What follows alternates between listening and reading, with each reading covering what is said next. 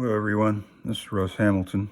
I'm doing a quick video on, I'm installing the new SIG Armorer's Super Strut. So just to give you an idea right up front, let's see if I can get these on here. These are the two struts. The silver one over here is the SIG Armor strut. And then this is the newer E2 style strut that SIG's putting in all new pistols. Now I'm using a older P226 that was my duty gun, and it was plated with NP3 from Robar, and it's got the older style strut in it with the that's a little bit longer up here, which you'll see when I take it out. But the SIG Armor strut is the one that's primarily being used to get rid of these things, which are terrible.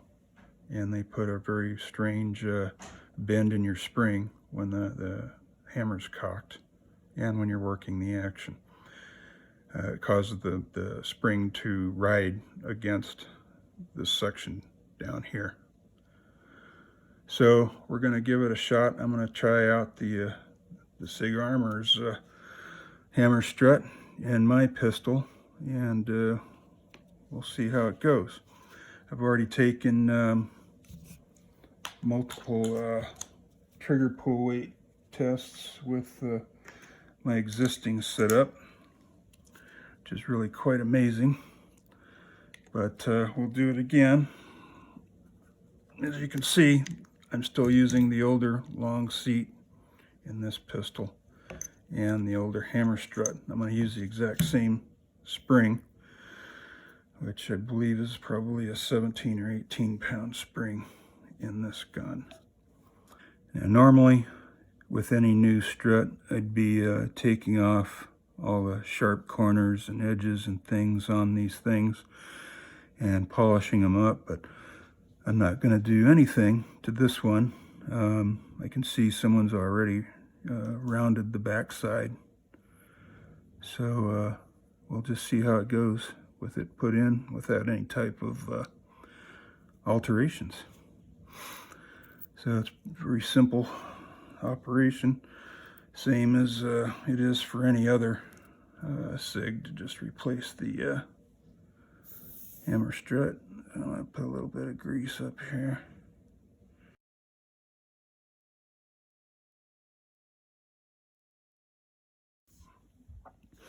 All right, so we'll go ahead and install the strut.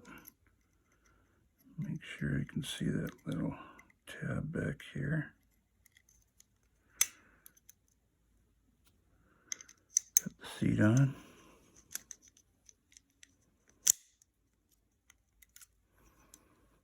I'll test it.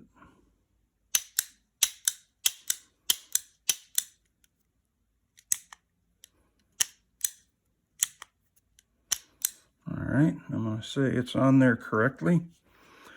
So I'm going to put the grips back on it, put it all back together, and then we'll see what we get. We'll using the trigger gauge. All right, so I've got the pistol back together, and it definitely feels different. This particular pistol probably had one of the most exquisite actions on any of my SIGs, and it feels really good right now as well. So let's see what happened with our trigger pull weights.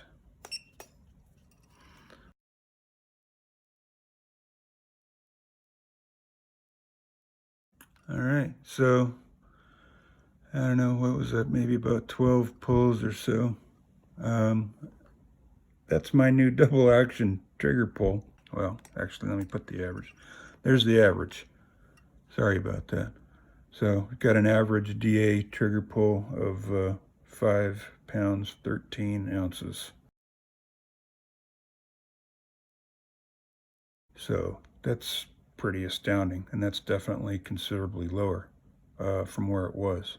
So just affecting the geometry on that hammer strut reduced the trigger pull significantly. So now let's check it out and see where we're at on a single action. All right, so there's my average on single action. 2 pounds, 9.5 ounces, which from what I'm recalling, that's going to be significantly lower as well for single action before I made the swap.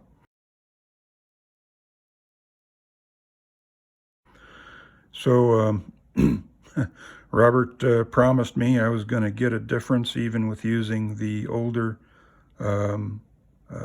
hammer strut and long seat, and he absolutely was correct.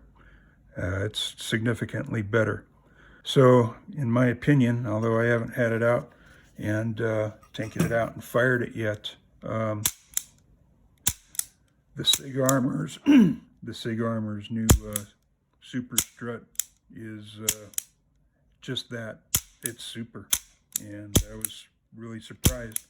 I didn't think I was going to see much of a difference with me using the older style strut instead of the E2 strut, but there's definitely a very big significant difference, and it's quite impressive, and Robert's got a quite impressive product that I highly endorse. So for those of you that still have the E2 style hammer struts and short seats, which are in the new SIGs, I strongly suggest you replace them and install Robert's product. You're going to have a much better trigger pull when you get done with that. So hope you enjoyed this, and have a good day. Bye.